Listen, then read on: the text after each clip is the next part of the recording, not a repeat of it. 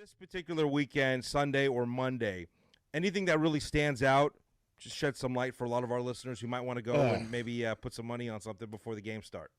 we'll call it some short-term investment Yeah. advice. Okay. I certainly think there's some nice spots here. For one, uh, we talked about the Houston Texans earlier coming away with what felt like an unlucky tie against the Indianapolis Colts. The Colts now travel for their second back-to-back road game in the division, generally a tough trend to overcome. And then when you look at the fact that the Colts have lost their last 5 games against the spread Right. versus the Jags and are 1-12-1 ATS dating back to 2015, it almost seems silly. I mean, we all remember how Carson Wentz and the Colts, all they had to do was beat the lowly Jags week 18, and what happened? So now they go on the second of this back-to-back road trip down into Jacksonville. I think we're expecting 89 degrees with 100% humidity.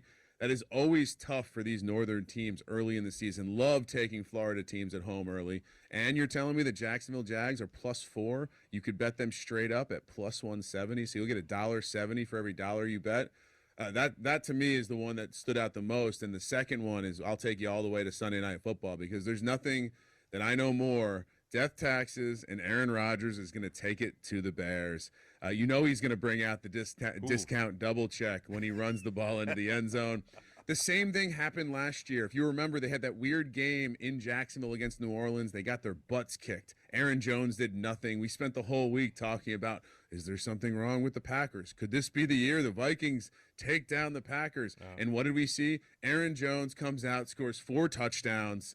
Aaron Rodgers has a great game, and they take care of business. I love that they have the Bears teed up here, coming off a win where they, I think a lot of people would say if the quarterback on the other side was anyone but Trey Lance and it wasn't a monsoon, I don't think this Bears team's doing too much. So I gave you a dog with Jacksonville +4. I'm going to give you the favorite with Green Bay laying 9.5, laying 10, whatever that number is.